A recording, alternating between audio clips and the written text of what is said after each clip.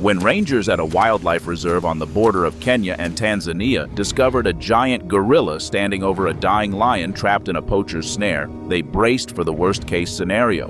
But what happened next completely changed scientists' understanding of animal nature and left the entire scientific world frozen in amazement.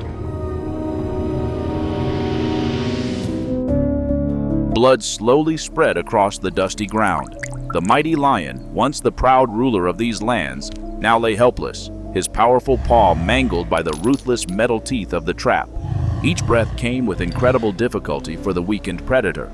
The wound had already begun to fester, and clouds of flies circled overhead, drawn by the smell of blood and decomposing flesh.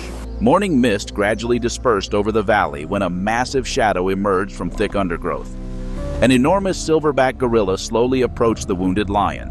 By all laws of nature, this should have been a deadly confrontation, but something incredible happened. Instead of aggression, the primate's dark eyes showed something remarkably similar to concern and compassion. Jason Crawford, head warden of the wildlife reserve who had worked there for over 20 years, was conducting his morning patrol. The forests were suspiciously quiet, a sure sign of danger. When Jason reached a small clearing on the southern boundary of the reserve, he froze in amazement. Before him unfolded a scene he could never have imagined.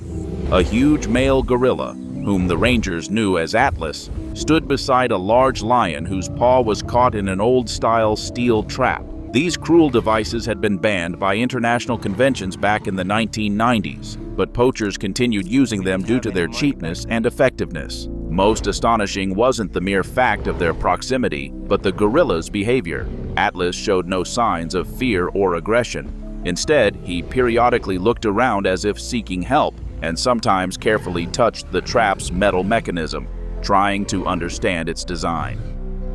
When the lion let out painful roars, the gorilla responded with quiet, comforting sounds, uncharacteristic of these primates' usual communication repertoire. Jason carefully pulled out binoculars and studied the lion closely.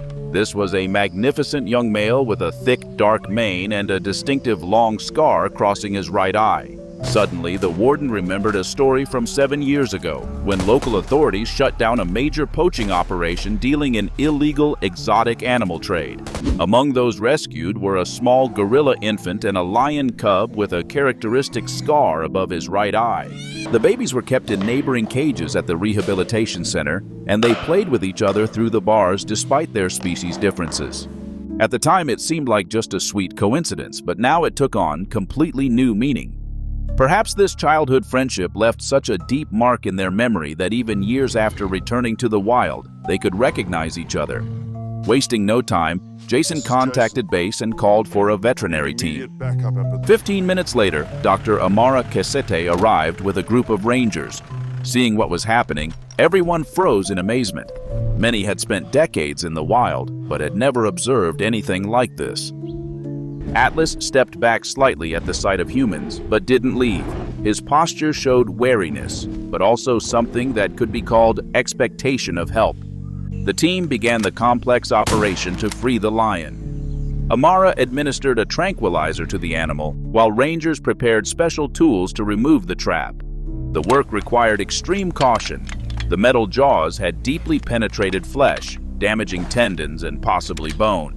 Throughout this time, Atlas remained nearby, watching the proceedings. Each time the lion roared in pain, the gorilla made quiet, calming sounds. After 30 minutes of painstaking work, the trap finally gave way. Amara immediately flushed the wound with saline solution, treated it with antiseptic, and applied a special bandage. The lion was also given antibiotics to prevent infection. The lion, named Scar due to his distinctive mark, needed to be transferred to the reserve's medical center for further treatment and observation. When the team began moving the immobilized lion to the transport vehicle, something even more surprising happened.